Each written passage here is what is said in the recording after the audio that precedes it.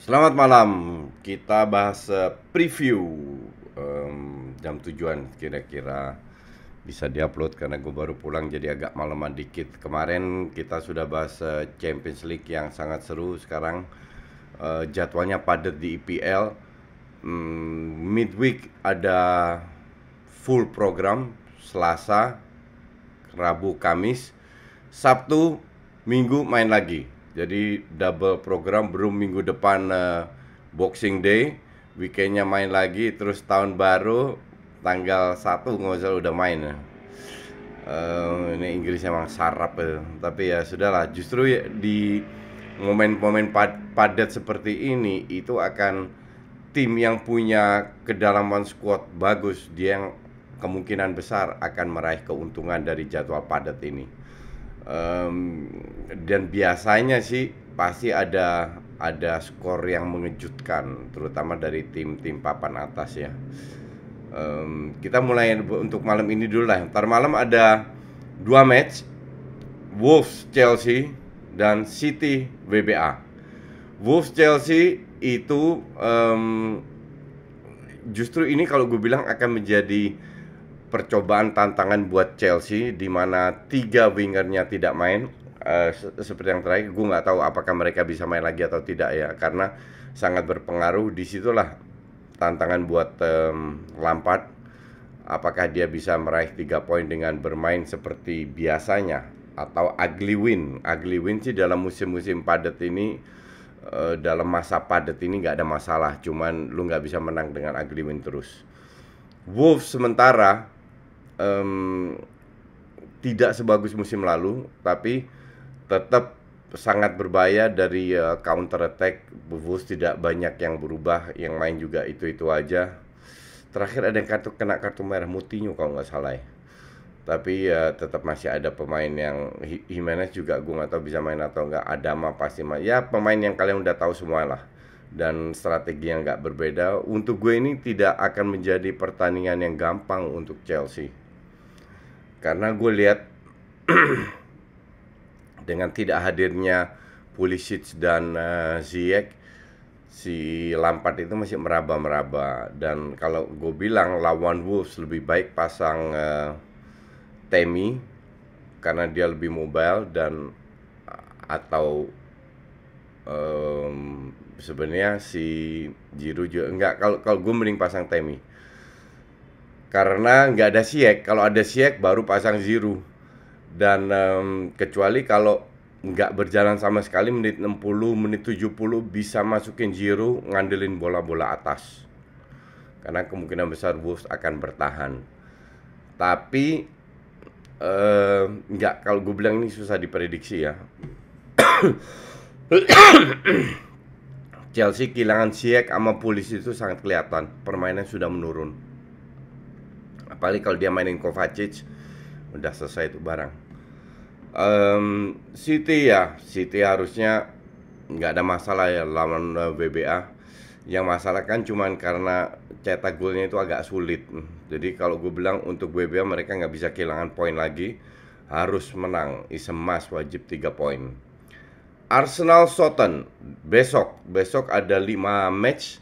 Kita mulai dari Arsenal Southampton ya, mau ngomong apa lagi.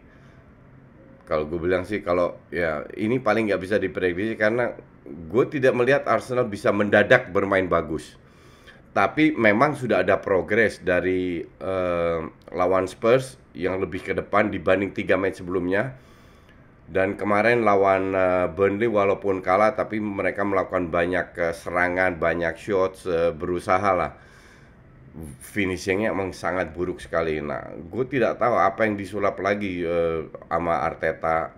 Apakah bermain 3-4-3, mengincar ugly win, atau mempertahankan 4-2-3. Sebenarnya 3-4-3 atau 4-2-3 nggak begitu masalah karena Zaka dan Partey nggak ada, jadi mau nggak mau tetap pasang Ceballos sama Elneny, which is good couple. Kalau gue bilang tetap mempertahankan 4-2-3-1. Kalau PP bisa main, harusnya dia udah bisa main ya. Itu kasih kesempatan ke PP menjadi starter. Dan juga Reiss Nelson kalau dia udah sembuh. Oke. Tapi secara permainan Southampton ini bahaya, sangat bahaya, apalagi Ings sudah kembali lagi. Jadi kalau gue bilang ya ini 50-50 match, tapi kalau Arsenal nggak perform, kalau ada peningkatan dibanding lawan Burnley itu Arsenal bisa menang, tapi kalau nggak udah selesai. Kalau mainnya itu aja lagi, Willian lagi, Tierney lagi, adalah bapuk lah itu. Kalau gue bilang Tierney ganti Bukayo Saka jadi wingback. Oke, jadi ini match pasti gue tonton karena jam 1 mainnya. Terus ada Leeds, Newcastle. Leeds kalau gue bilang sudah waktunya menang ya, karena mereka berkali-kali main bagus tapi sering kehilangan poin. Leeds sudah waktunya unjuk gigi ketemu Newcastle. Newcastle masih selevel di bawah Leeds. Leeds permainannya bagus tapi Brampton ini sangat tidak bisa diprediksi. Kadang cetak gol banyak terus berapa match nggak cetak gol, butuh peluang banyak. Efektivitasnya masih rendah lah kalau gue bilang. Tapi gue unggulkan Leeds. Leicester Everton. Ini juga tim ya, tim kecil yang selalu punya ambisi untuk menjadi besar, tapi tetap kecil. Everton ya, Everton is Everton, ngandelin bola atas, bermain old school. Leicester ngandelin counter, dan gue nggak yakin Everton, apakah Leicester harus main bertahan lawan Everton. Nah, feeling gue sih enggak.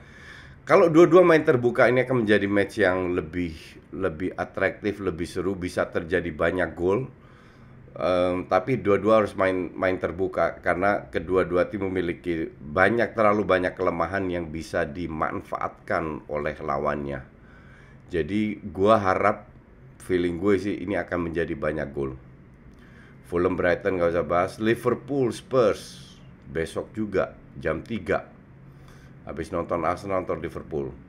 Sudah waktunya Liverpool unjuk gigi, menunjukkan Spurs bahwa Spurs itu bukan tim yang spesial.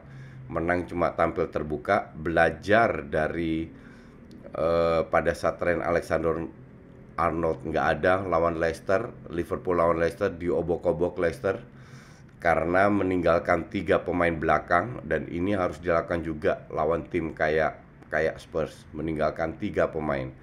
Nah, wingbacknya Alex Arnold sama TAA sama Robertson ini kan sering kali come up, which is good lawan certain tim yang counternya nggak terlalu bagus. Tapi kalau counternya efektif itu kan ada 2 tim di samping MU ya, itu Spurs dan Leicester.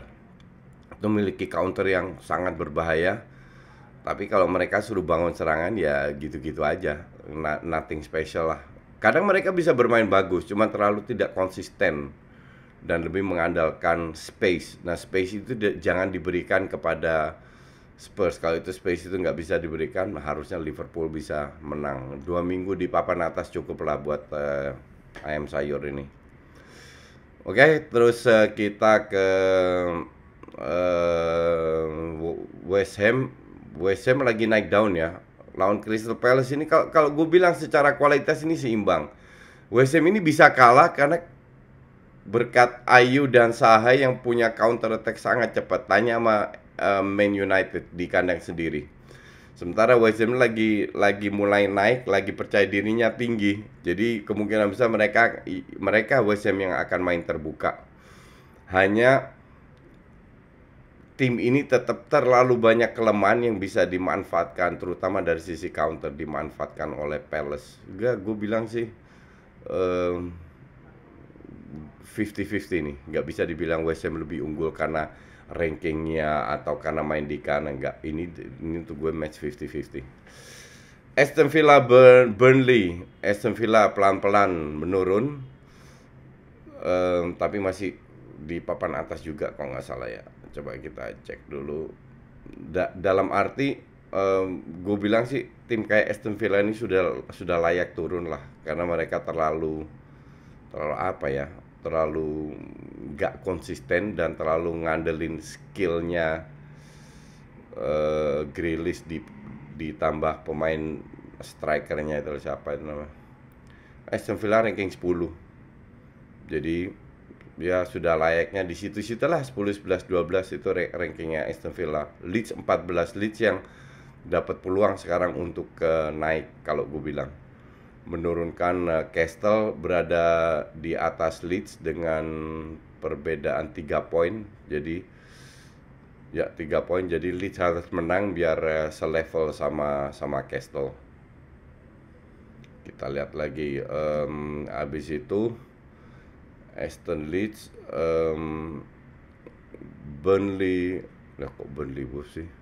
Enggak, belum. Sheffield Man United, Aston Villa Burnley ya. Aston Villa Burnley itu, semoga Burnley bangkit setelah menang lawan Arsenal, bisa curi poin di Aston Villa. Terus Sheffield Man United.